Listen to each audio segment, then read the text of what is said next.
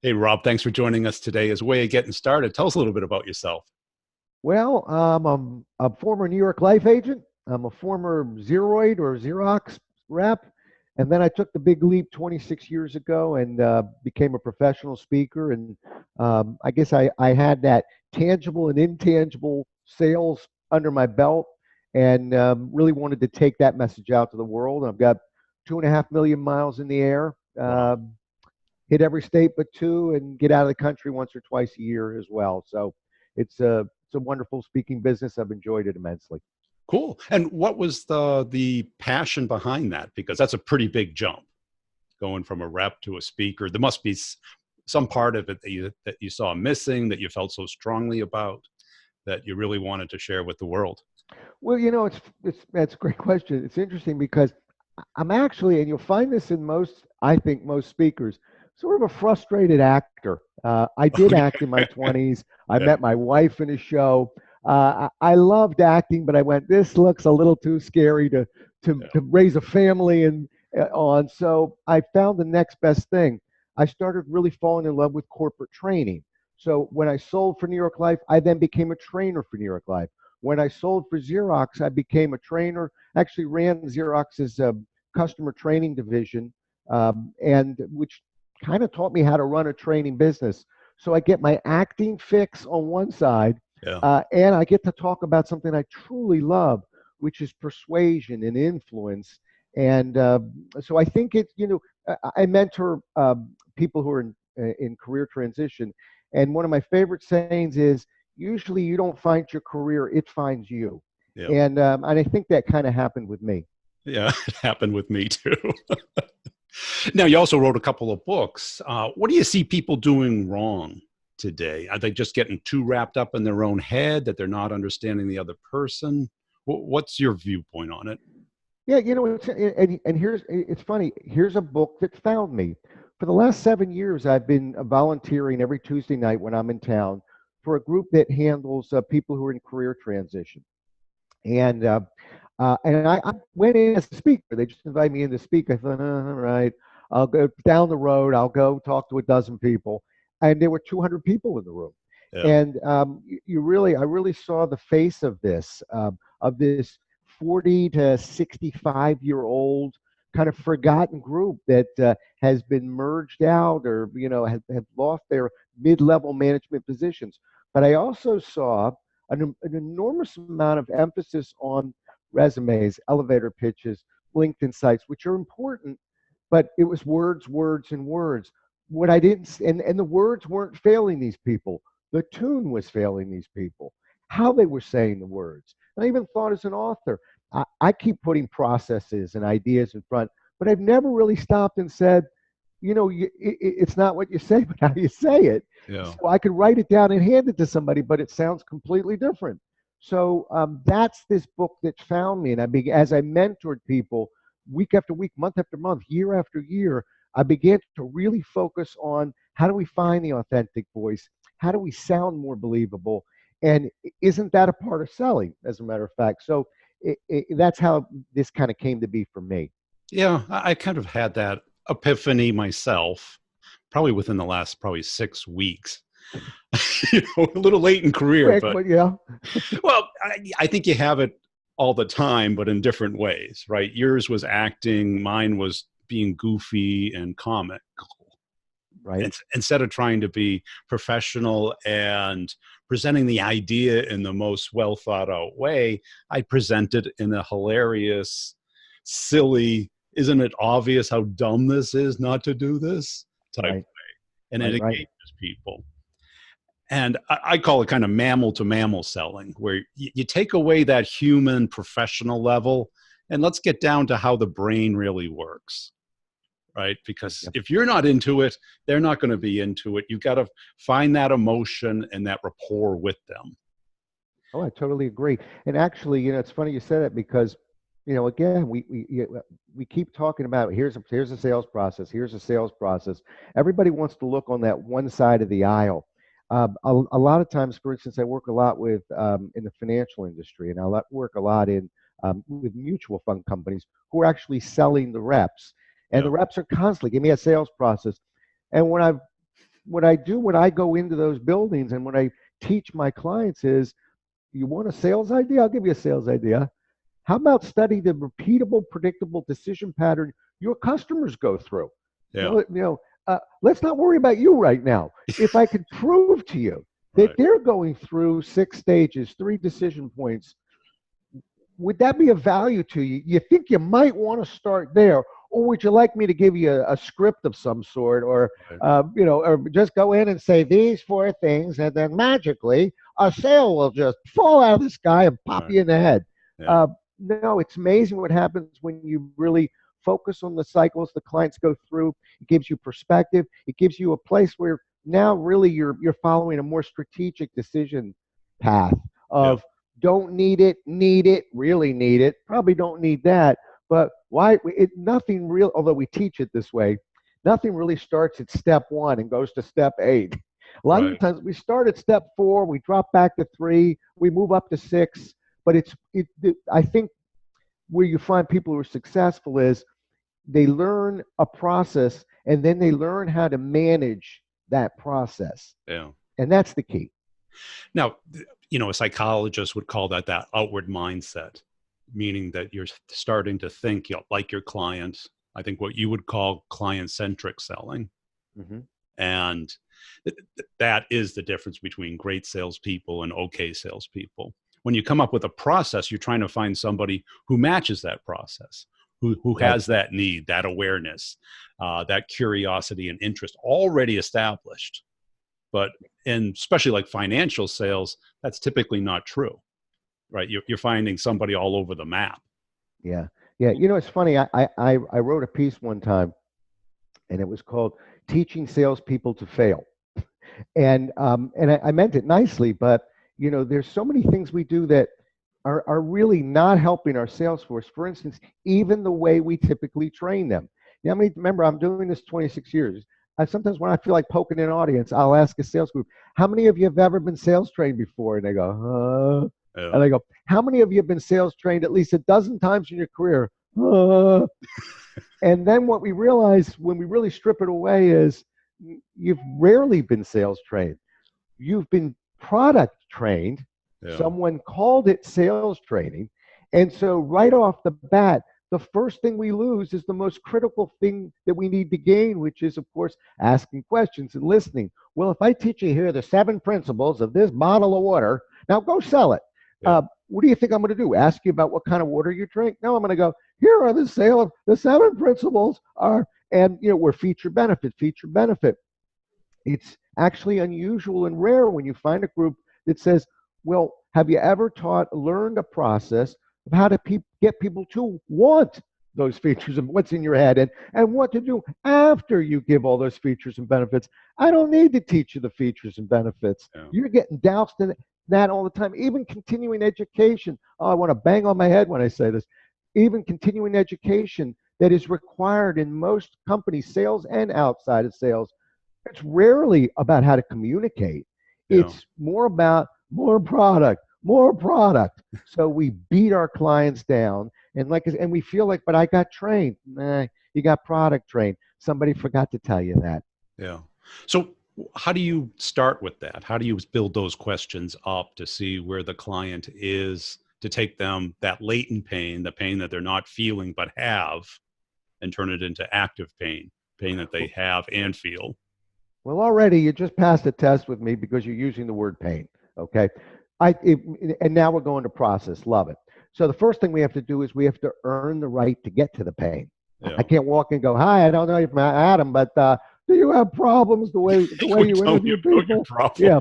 Oh, yeah. I'm going to answer that. I've been for almost 20 years, I have been polling audiences and clients about where they are in decision cycles. And it's usually shocking to people when I tell them it's about 4.5% of the world that truly doesn't have a problem in wherever you are, whatever space you're in. Yeah. And they go, oh, you don't know my clients. Half of them tell me that they're totally fine. Well, right off the bat, when I go, hi, how are you, Rob Jallis? Do you have issues with your car? Because I happen to sell cars. Of course, people aren't going to tell the truth because they're thinking, oh, my goodness, if I answer yes to that, I'm going to have to buy something. Yeah. So before we get to the pain, we get to trust, right? And that actually very overlooked. I mean, a lot of times, even in training, we go, okay, first create trust. Now, the second stage, we go, wait, whoa, Check. if we don't do a good job here, nothing else really matters. Everything becomes anemic from here on in. And yet, it's challenging to process trust. Funny thing, it's easier to process the pain than trust. So, but I can give you some pointers very quickly. One, we got to ask questions, but we've got to keep those questions open. It's not an interrogation, it's a conversation. The way you and I are having a conversation right now, you're not interrogating me, we're talking, okay? Yep. So now, remember, everybody's learned what an open question is, a question that can't be answered with yes or no. But I'm a guy who goes out with smartphones and micro cassettes and goes, hey, just sell something. I don't even hear questions. And when I do, they're never open. Do you, are you, can you, will you, should you? No. How, why, tell, describe. If you're from California, share. But keep the questions open. Yeah. Number two, stay away from the problem for right now. But number three, a little bit challenging, which is begin to consider your strengths. So, I'm drinking a water with a koozie on it. It's keeping my water cold. If I wanted to sell the koozie, I don't want to say, do you have problems with your, no, I just want to know, how long do you typically take to drink that water? Yeah. How do you keep it cold? I'm not asking you a problem. If you tell me, funny, I just pop it on my desk and get Clean to it up it later. when I can. Hey, now I'm starting to learn where we may be able to go. So playing your strengths, a lot of companies struggle with this, is you got to figure out what do you want the client to want? Exactly. And some of the biggest corporations actually struggle with that.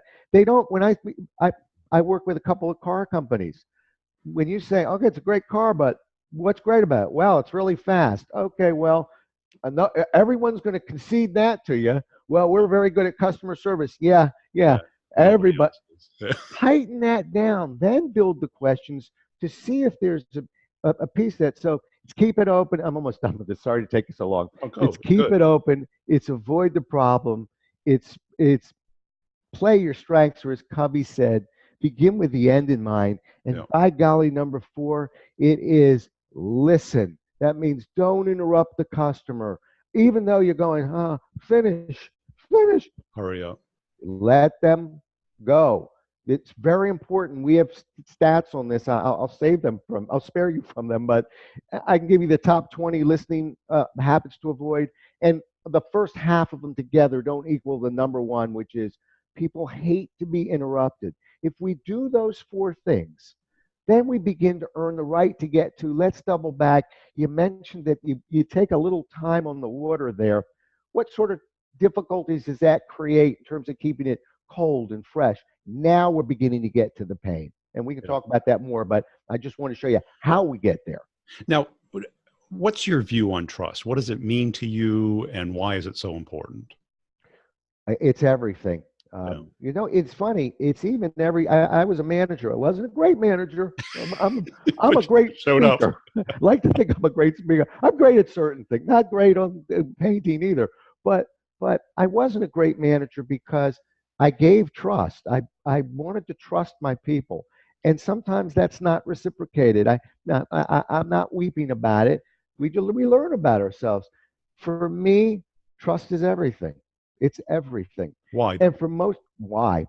It's a very good question. It's one of those things where when it's lost, it's so hard to replace. Like I can't say, well, you disappointed me this time, but I'm sure you'll come through the next time. You usually get one shot at it, don't you? Well, that's it. And if you don't have it, are they going to believe anything you say or ask?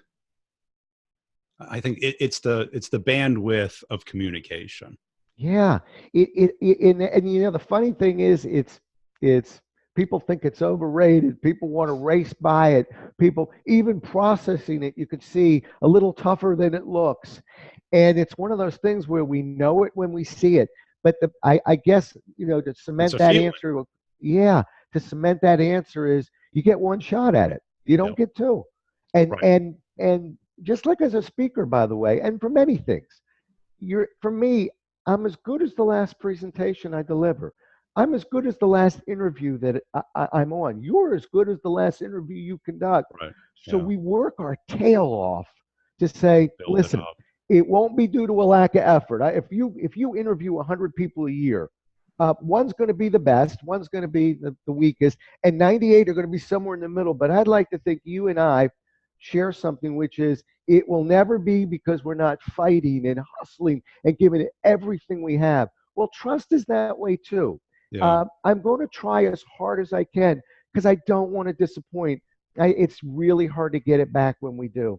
Well, that's it, because you're not going to get that openness. They're going to become defensive. They're not going to expose that pain unless they see something in it for them. And I kind of view trust as you care more about them than just your transaction. That's a great point. In one of my books, it's called How to Change Minds, and I'm not pumping books, but the tagline is the art of influence without manipulation. And oftentimes I'll ask, because remember, that's if people are listening to this and go, well, I don't sell stocks and insurance or Xerox covers. Is this really for me?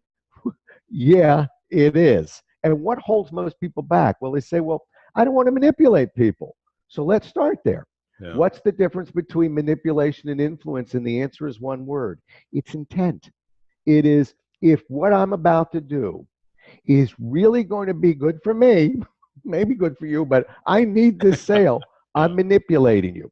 Yeah. If what I'm about to show you has the potential to save your business or a key client or a key employee or help you progress or evolve, then I'm going to ask the paying questions. I'm okay with it. And people will thank me. They don't see it as pain. They actually see me as problem solving. When Yeah. somebody gives you the gift to say, I've never told anyone this before, but what really concerns me is bang. Imagine if my answer is, whoa, now tell me how you got to work today. Let's not talk about that anymore. Yeah. Why wouldn't we talk about that some more? But we got to let them paint the picture, don't we? We got to lay back. But it's all about intent. And one last thing, before we just think, well, why would I want to, particularly in sales, why would my intent be off? Let me throw a 10-second scenario at you. You're in a sales contest. You're looking at a big bonus. You got 3 days to go. Well, And you need one more good-sized sale. I think it's counterintuitive not to have our intent off and about ourselves. Right. We And have you to know what? proactively. Exactly. You know what the challenge is down the road? And I don't know the answer exactly, but I've actually, in my later stages of life, I've actually begun to look at and question sales contests because they create an unhealthy environment to manipulate people. Because, like I said, I'd never do it. I'd never do it. I'm always going to do what's right by my client. I'm sure you are. But like I said, you're this close to a cruise to Alaska. And you got a client sitting in front of you. And maybe this isn't the best solution for them at this time. It's more challenging than it looks. So I have empathy for people who struggle with it. But the definition is fairly simple. It's all about intent. That's it. And I think a lot of people look at it as fluff. Mm-hmm. As opposed to something that's concrete and necessary. Not only the intent, but the trust that you need to build. Because if you don't have it, everything you say, and that's why cold calling isn't as effective, because people try and skip the trust building stage. Right. And they go completely about them, trying to make it so enticing. And, the big fat claims that were taught in the 90s. And that gets people's curiosity, but pretty soon they figure out that it is just a big fat claim. Right. And even in a cold call, what you just described, how many times do we have people that think in a cold call, I'm going to sell something? Well, get an order. Okay, yeah, good luck with that. That's why the numbers aren't real good. But if we change it and said, well, what if you want to sell something? Just get an appointment. Just get a cup of coffee. Get a conversation. Don't worry about the product right now. Create enough of a whiffum. What's in it for me? Okay, enough to say, it might be worthwhile, even if it's a phone conversation, next week to spend 15 minutes to to hear more or talk more about that opportunity, but I don't really need to go from soup to nuts in 4.5 minutes and somehow think I'm going to create trust, understand your business, Right. and apply a solution to it and close you. And people go, boy, this sales thing is pretty hard. Well, if I said in 4.5 minutes, could you get me to trust you? That's actually possible. Okay. I'm not saying 10 out of 10, Yeah. but your numbers will look a lot better. So that's why even with the pharmaceutical companies I work with, who are walking backwards down the hallway with doctors going from one room to another, we're getting them off of the product and just seeing in that space of time down that hallway, can you say something compelling enough for that doctor to turn around and go, next Tuesday I have 20 minutes. Come there. I'll talk to you about this. But stop selling in 4 minutes. It doesn't work. Yeah. Because I think people are trying to be efficient instead of effective. Another Coveyism that I'm sure you're very familiar with. And I think that, and I think the management kind of pushes that too, because, they have the KPIs and the metrics and stuff, but people on the other end don't care about that. And, and there's this, I don't know if you know Goodhart's law, where it's like, as soon as you start measuring something, it quits being of value, like number of calls. Wow. I've never heard that before. And on another call, I'd love to hear that, a little more about that one, because that It's makes like me the scratch my economy. head. Look at just the Dow as a signal of the economy. It's not, Mm-hmm. once you start measuring it, it starts having the real effect. What ends up happening is people game it, like Okay. unemployment. They stop Right. counting these type of people and only count these type of people. Right. Right. You know, Right. as a, Right. yeah. And even revenue, if they go after the easiest possible revenue versus what's right for the client and what's right for the company. And that's why it takes like a Bezos, who's customer focused. It's his money. He makes sure that the company's like that, as opposed to a hired CEO who cares about, like a Tim Cook, who cares about his stock and, how well the company's doing on earnings. It was a difference between like Bill Gates and Steve Ballmer. Sure. You got an accountant versus a technologist, right? Right. Even at Xerox, we had a change in CEOs from David Kearns, my era, who brought quality in, and I met him a couple of times, and he kept his quality card in his pocket. That's the CEO. We were going to commit to quality improvement and problem solving. By golly, Xerox did, and they were one of the best companies ever to implement. And then the next guy was more of the bean counter. I'll leave the name out. Uh, and very interested in the Xerox stock, but not as much the processes and the culture that we had established. And if there was a jump the shark moment for a corporation, that was it. It's funny how that happens. And what do you see that as distinctions between the very best reps, the top 1%, versus the middle of the ground, the B player? It's a deep answer, but but when you ask me a question, I'm going to tell you what hits me first. Okay. Yeah. And the funny thing is, I mean, the top reps, it is a compulsion to keep learning, to keep getting better. Just like a superstar athlete. A great athlete makes it to the NBA. A superstar, still the first one in the morning to shoot, the last one in the evening to leave, looking for anything to get 1% better. Yeah. Whereas the ones right below it are like, well, my numbers are pretty good, and that is really not going to gain me that much. Why would I want to do it? Real fast story, and I'm going to date myself, but why not? When I started working for New York Life, we got this funny thing in called a video camera. And we were going to videotape agents. We had almost 70 agents in the Washington GO. And the apprentice field unders, AFUs, there were 23, 24 of us, required. Everyone else optional. In that office we had, it was a big, hard-hitting office. 5 what was called chairman's council agents, top 2.5% of the company. The only ones to be videotaped were the AFUs, required, and every single top of the line agent. All 5 of those requested to be videoed. All the ones in the middle, they were busy. Yeah, busy. But that brings up a great point, because I always view sales as a performance profession. meaning that you get nothing really for putting in your time, right? Because like you as a speaker, you're only as good as your last performance, your reputation, what Hmm. people say about you, your YouTube videos. Hmm. And each speech is a performance, and each sales call is a performance. No client cares about how long you've been doing this, Right. what your credentials are, what your resume looks like. It's what you're going to do for them. Right. And I think the video thing is something that really emphasizes that somebody's brave enough to look at themselves, Right. want to, not Yeah. just willing to, but want to, Right. because we're pretty hard critics on ourselves. Yeah, it's interesting. As we go down this path, uh, I've always been an author who wrote about processes. Xerox drilled it into me. When you have a process, you have a way of measuring what you're doing. When you can Yeah. measure it, you can fix it. And I believe that.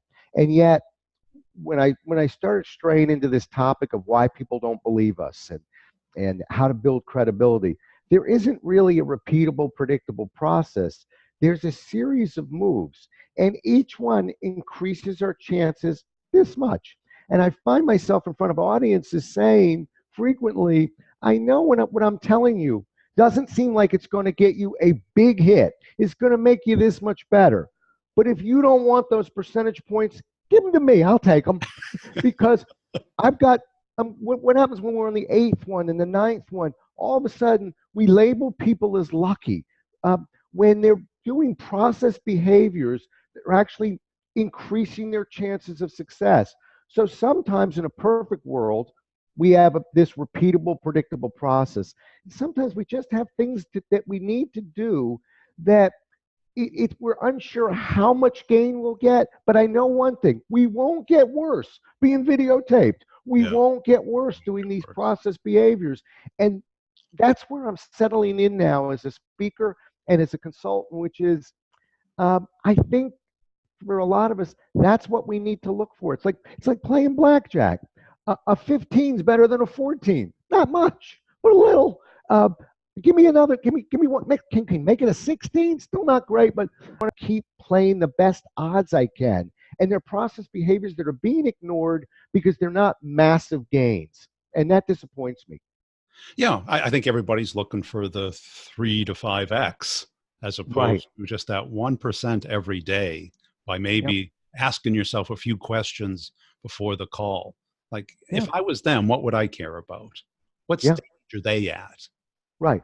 And let's make up a number. Let's pretend what you just described. I have a theory on this. I've done some research, and it says by listing those questions, you will be 4% more effective on the call. People will yawn at that. I Yeah. won't. I won't, because guess what? We're going to do that. Oh, and we're also going to do some research on their website. That's going to get us another 3%. We're going to actually go through LinkedIn, see if we know anybody, and see if we can do some reconnaissance work over there too. That got us another 2. There's so many little things that we could do. All of a sudden, they snowball together, and by golly, we're having a pretty good year. I'm getting pretty lucky.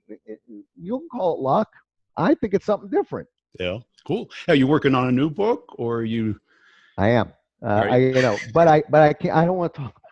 No. Okay. Well, I won't. I won't give you the title, but it Yeah. deals a lot with things that we do um, that are instinctive, but that aren't logical. And in other words, some of the things we're talking about right now, I don't think we've defied logic in our conversation today. And yet, most of what we're talking about is really not all that instinctive. It's not. And Yeah. that's what really kind of trips us up a little bit, doesn't it? So I I'm think, yeah, exploring that. I'm big on that, and that there's so many things about sales that are counterintuitive, Right, that our mammal brain blocks us from seeing them. right, right. That a lot of things like curiosity, that outward mindset, that is a very evolved thing. Yeah, There's a thing called other minds, and they say, oh, you develop this when you're 6 years old. I know people who are 60 and haven't developed it. right, It's the being able to understand how someone else is thinking, not just feeling, based off of the context right, of what they're going through. right, And right. that's all very mature or evolved processes that are not intuitive. Yeah, sure is logical, but look, one of the things we talked about, I think one of the most important moves a salesperson can make once we've got the trust, we talked about pain. There in again, most people have heard about it. The greatest thing I learned in a decade at Xerox, and it's one move. It's when you establish the pain, when you say, I just want to, I'm curious about one thing. We were talking earlier, and you said this, but you mentioned you really aren't doing that right now. What sort of challenges is that creating over here? And they go, yeah, I'm probably losing some clients that way. What is the instinct? Well, with us, you won't have to worry about that anymore because we offer a client retention system. Okay, and off we go. Okay, that's instinctive. Sure. Look, they just told you that's a problem and you have a solution for it. But logically, that would be the worst move to make. Yeah. Logically, what we'd want to do is say, tell me more about that. When did you first realize? How many clients do you think that's affecting? What impact is that having on revenue? Because most people didn't just wake up this morning, get hit on a coconut on their head and say, I got a problem with client retention. They've known about it for 3 years. They keep having conversations about it. This might be your annual call for them to whine a little, and you keep putting a Band-Aid on it. Why aren't we going deeper? It certainly is logical, but it is not instinctive. Implication questions, yeah. Absolutely. Now you're dealing with Rackham. Yeah. Well, which all came out of Xerox. Oh, exactly. And every Xeroid who's a consultant like me has a version. Neil Rackham is a genius, spin selling, late 70s, brilliant. And we need, he's a British scientist. We needed a scientist to study our profession because Rackham was funny. We were all clinging to needs-based selling. Everybody buys based on needs. Our job, ask them what they need. Rackham was a guy, and scientists are funny. They just look at the data. They don't really care. Yeah. And that Rackham was the first guy who kind of said, well, you can keep doing that, but quite frankly, research says it all starts with the problem. And until you study the problem deeply enough, the only people walking around with needs are and that's good active news. People, active pain, right? The emergency room. Yeah. Right, we can whistle and call down an order taker because I need something to keep my order cold. I sell that. Hey, I'm a salesman. Well, you took a good order today. How about the one who says it doesn't get that warm and it doesn't happen that often. So I'll think about it. And by the way, your price is high. So, so I feel no sense of urgency. So in actuality, I think that is the wheelhouse of selling. And you talk about logic versus instinct. It's all over it. Yeah. Cool. Hey, tell us about the type of talks you give and what's the right type of organization to get the most out of it. Thank you. Well, I go all over the world. I'm usually talking about persuasion influence, but I deal with over 50 financial institutions. However, I put on seminars for NASA, over a dozen of them. I work with hostage negotiators, 750 polygraph examiners, Disney, Toyota. My point is, when we deal with persuasion and influence, even for managers, the definition of my point, by the way, and now tell me which client we don't have. My definition of selling really is the art of taking an idea, putting it in somebody else's brain and making them feel like they thought of it. Yeah. Now, who did we just leave out there? So I even have parents showing up, but I deal a lot with persuasion and influence. So my clientele is fairly large. And I also work with other professional speakers, and I train speakers. I work from some of the publishers who will send me their more celebrity authors that aren't used to speaking. So I quite frankly, the easiest way to kind of figure out what I do is I write something called a blarticle. I trademarked it, by the way. It's a blog article, and I come out with it every 2 weeks. And I'm just trying to drip information out to my clients and friends, and that's really how you learn a lot about me on my website. And where is that? I didn't want to crowbar it in exactly, but well, you've asked, so I'll tell you. It's JOLLES.com. And I just had a blarticle appear today, which, it's funny. I'm 10 years. I have 290 blarticles on the site because I am methodical. Every 2 weeks, I'll write one. But I wrote about, can anybody sell? And today, which is I'm not sure why it took me so long to put that one out there, but it is. It kind of gets at your question, which is a lot of people put up their hand and say, "A, I don't think I sell," and B, I'm not real good at it anyway. I am the worst salesperson. Look, you brought up Neil Rackham. Did you ever hear of Ben Feldman? Ben Feldman, the guy from Silver Spring. No, That's not that somebody. Ben Feldman. This was, but nice try. I guess there's a few of them. Ben Feldman sold for the New York Life Insurance Company. He had not one attribute you'd associate with a Yeah. great salesperson. I mean, he was large. He had hair like Larry on the Three Stooges. He spoke with a distinct pronounced lisp, and he sold $1.6 billion of insurance. Just one quick number. When I sold, and I had some good years. Um, at one point I was number 11 at New York Life out of 750 agents. Sorry, excuse me, 7,500 agents. So I was moving insurance. Ben Feldman was number one. His year in a pool of 250,000. Okay, that's Prue, Matt, money. Okay, of 250,000 agents, he was number one. Number two sold $51 million of insurance. Ben sold $153 million worth. And you could barely hear him when he spoke. He left amazing legacies, but one of his greatest was anybody can sell as long as we commit to who we are and really get in touch with our own style. We merge style with technique, we're great. Yeah.